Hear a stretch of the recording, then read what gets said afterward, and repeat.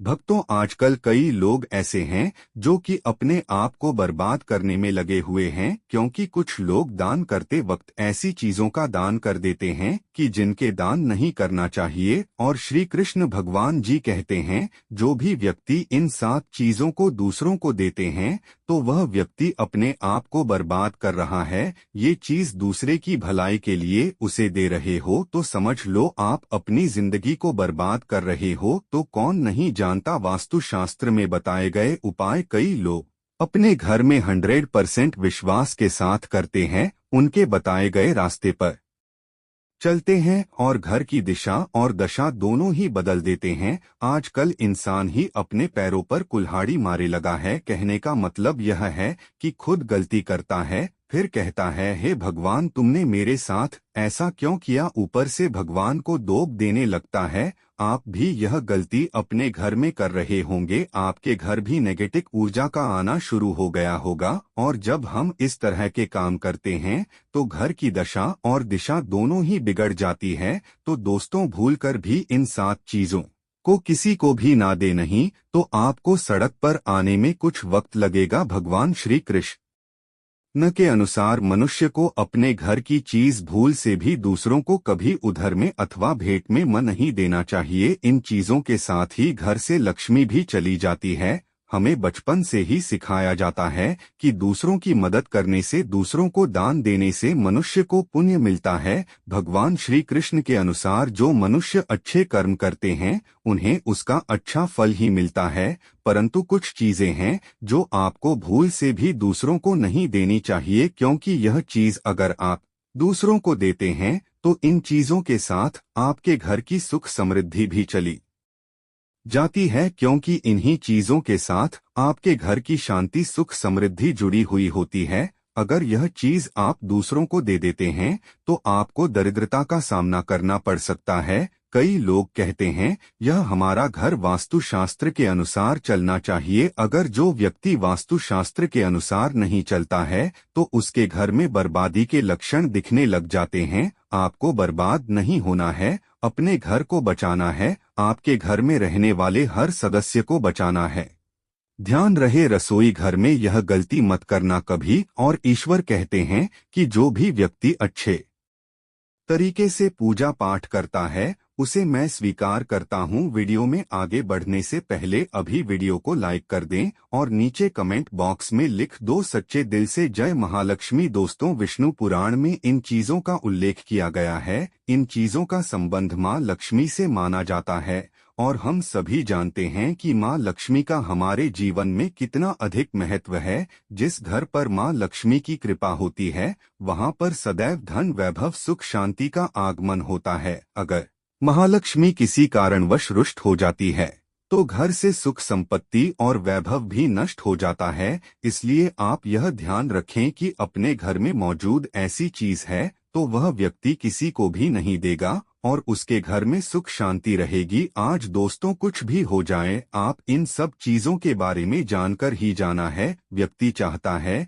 कि उसके जीवन में सुख शांति बनी रहे और घर पर धन का अभाव न रहे, लेकिन केवल मेहनत करने से व्यक्ति की यह चाहत पूरी नहीं होती है। कई बार ऐसा होता है, आमदनी अच्छी होने और खूब मेहनत करने पर भी घर पर धन का अभाव बना रहता है। इसका कारण है जाने अनजाने में हुई गलतियों। शास्त्रों में ऐसी कई नीतियों के बारे में बताया गया है जिसका पालन करने पर जीवन की कई समस्याएं दूर हो जाती है। दोस्तों, इतना ही नहीं, इन नीतियों का अनुसरण करने पर घर परिवार में सदैव खुशहाली बनी रहती है और माँ लक्ष्मी की कृपा से कभी पैसों की कमी नहीं रहती है। गरुड़ पुराण, जो कि हिंदू धर्म का महत्वपूर्ण ग्रंथ माना जाता है, इसमें ऐसी कई बातों का उल्लेख मिलता है जो कि गरीबी और दरिद्रता का कारण बनती है। अगर आप इन कामों को करते हैं तो आज ही इसे छोड़ दें, वरना कई तरह की परेशानियां पड़ सकती है। अब यहाँ पर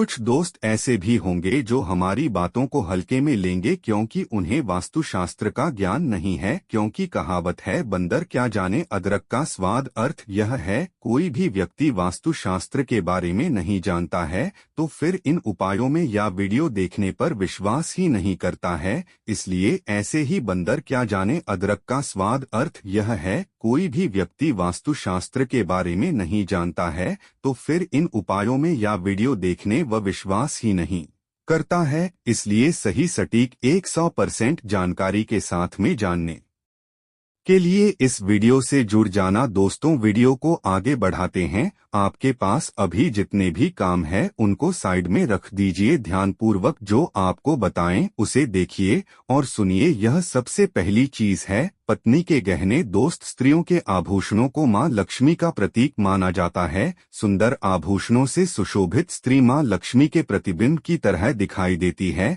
इसलिए जब भी हम गहने खरीदते हैं तो सबसे पहले मां लक्ष्मी के सामने रखकर उनकी पूजा करते हैं और इसके बाद ही उन्हें पहनते हैं। लक्ष्मी माना जाता है उनके आभूषणों का होना सुख समृद्धि को दर्शाता है। इसलिए अपनी पत्नी के गहने कभी किसी को उधार में या दान में या दूसरों को इस्तेमाल के लिए कभी देने नहीं चाहिए। खासकर सुहागिन महिलाएं अपना मंगलसूत्र, पायल और बिछिया कभी किसी अन्य महिला को इस्तेमाल के लिए ना दें। इससे घर की बरकत और भाग्य भी उन गहनों के साथ चला जाता है और माता लक्ष्मी अत्यंत रुष्ट हो जाती है।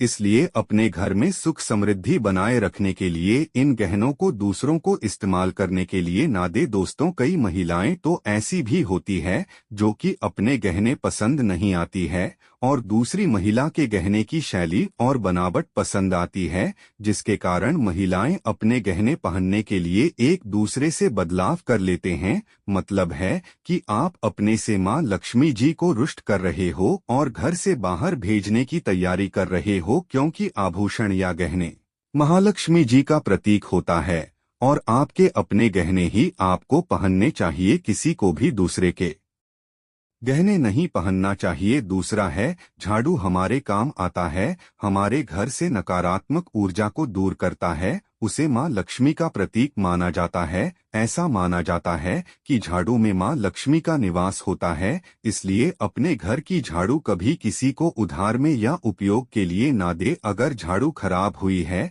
तो उसे किसी प्रवाहित जल में बहा दें, लेकिन उसे किसी को उधार में ना दें, क्योंकि अगर आपके घर की झाड़ू कोई दूसरा उपयोग करता है तो इसका असर आपके घर की सुख शांति पर पड़ता है। इसके साथ यह भी बात ध्यान में रखें कि दूसरों के घर की झाड़ू धोखा से भी अपने घर में कभी प्रयोग ना करें, क्योंकि ऐसा करने से उनके घर की नकारात्मक ऊर्जा आपके घर में आ सकती है। आपको हमेशा झाड़ू को छुपा कर रखना चाहिए, नहीं तो घर में वास्तु दोष लगा सकता है। टूटी झाड़ू को तुरंत बाहर निकाल देना चाहिए, लेकिन आपके लोगों के बीच लड़ाई झगड़ा बढ़ सकते हैं। आपको इस बात का ध्यान रखना चाहिए कि झाड़ू को कभी पैर नहीं लगाने चाहिए। यदि आप झाड़ू को पैर लगाते हैं तो यह माता लक्ष्मी का अपमान करने के समान होता है। झाड़ू को पैर लगाने से घर में वास्तु दोष हो सकता है और हानि भी हो सकती है। अगर आप घर में झाड़ू रखती है